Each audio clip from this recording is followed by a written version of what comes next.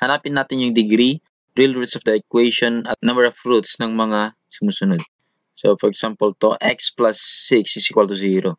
So, anong gagawin natin? Hanapin natin yung value ng x. Yung positive 6, ilipat natin sa kabila. So, yan ay magiging negative 6.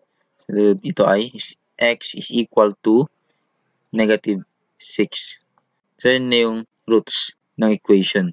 So, ang degree nito, kung bilangin mo lang kung ilan yung exponent ng x.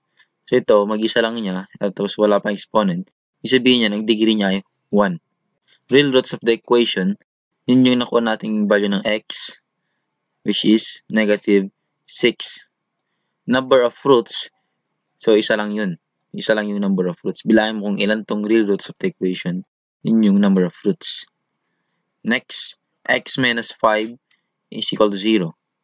So, ilipat natin yung negative 5 sa kabila. So, yan ay magiging positive 5. Ilan yung degree niya? Siyempre, isa lang din yan. And then, real roots of the equation, ano yung nakuha nating value ng x? Yun ay 5. And number of roots, mag-isa lang. And then next, x times the quantity of x plus 2 is equal to 0.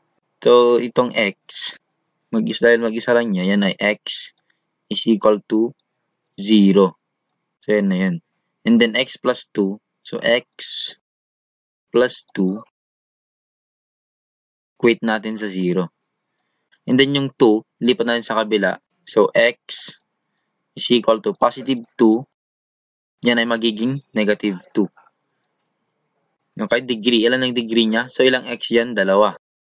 Dalawang x. So, that is 2. Then, roots of the equation. So, yung mga nakuha nating value ng x. So, 0 and negative 2. And number of roots, ilan to? 2. The quantity of x plus 1 times the quantity of x plus 2 is equal to 0. So, equate natin sa 0 tong dalawa. So, that is x plus 1 equals to 0 and x plus 2 equals to 0.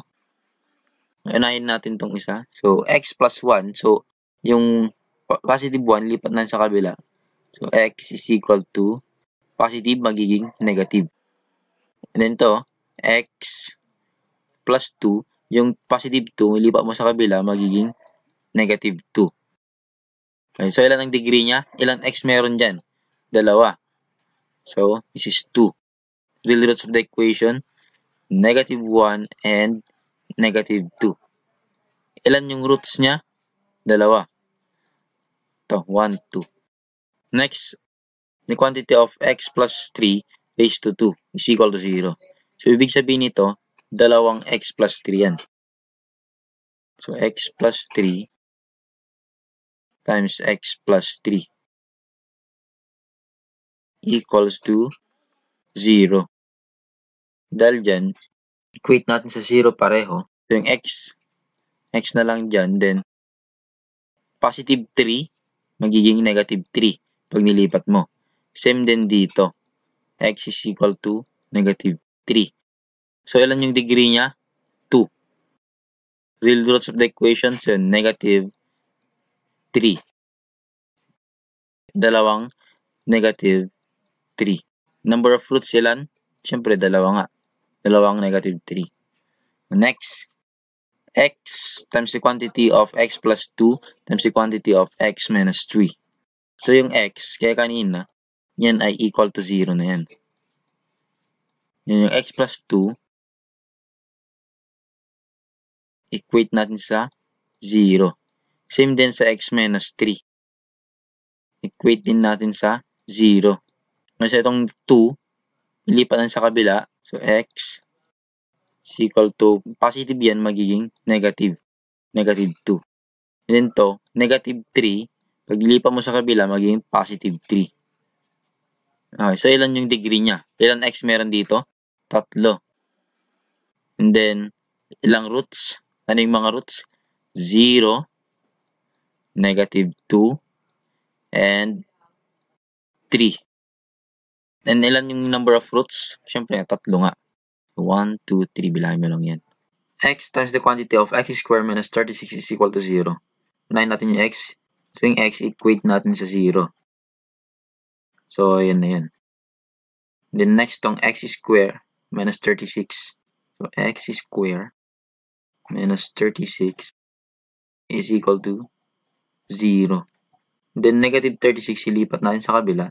So, yan, x square is equal to negative 36. Yan ay magiging positive 36. At dahil may raised to 2 ba dun, i-square root natin silang pareho. At ang makukuha natin dito sa right side, dapat positive and negative. So, square root of x square, x na lang yan. Equals to positive negative, square root of 36 is 6. Anong degree nitong number 7? Ilan sila? 3. Okay, dito sa real roots, ilan? Ano yung mga real roots niya? 0, positive 6, and negative 6. Ilan yung roots? 3. Next, the quantity of x plus 3 times the quantity of x raised to 2 plus 3x plus 2 is equal to 0. Unahin na natin itong x plus 3. Equate natin sa 0. So, positive 3, ilipat natin, yun ay magiging x is equal to negative 3. And then, susunod is itong the quantity of x raised to 2 plus 3x plus 2. So, ang gawin natin, i-factor natin. So, dalawang parenthesis yan. Siyempre, equal to 0 yan. X square, so yan ay dalawang x. Yung kabilaan. And then 2. Ano yung dalawang number na kapag pinag-multiply mo ay 2, tapos pag pinag-add mo ay 3. So, that is 2 and 1. Dahil 2 times 1 is 2. 2 plus 1 is 3. So, yan x plus 2 is equal to 0. And x plus 1 is equal to 0. And then itong x, itong 2, ilipat mo sa kabila. So, yan ay magiging negative 2. Dito naman, yung positive 1, ilipat mo sa kabila, magiging negative 1. Ilang degree? 3 din. And then, ito, negative 3, negative 2, and negative 1.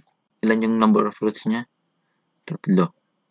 Next, the quantity of x plus 1 times the quantity of x plus 2 times the quantity of x minus 3 is equal to 0. So, isa-isahin natin itong i-equate sa 0. So, x plus 1 is equal to 0. X plus 2 is equal to 0. X minus 3 is equal to 0. Okay, then to x plus 1, x, positive 1 magiging negative 1. Into x, positive 2 magiging negative 2. Into x, negative 3 magiging positive 3. So, ilan yung degree? Ilang x yan? 3. Ano yung mga roots of equation? So, 1, negative 2, and 3.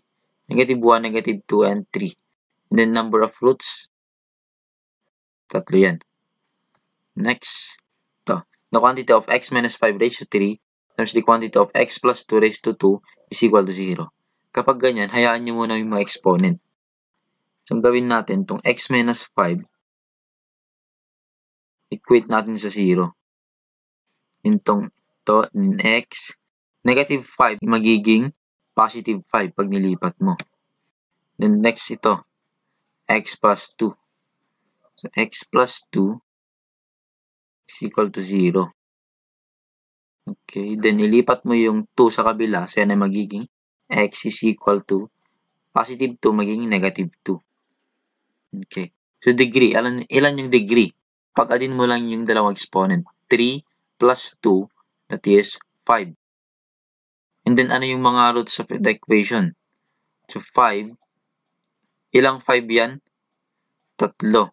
Kasi raised to 3. And then, negative 2. Ilang negative 2?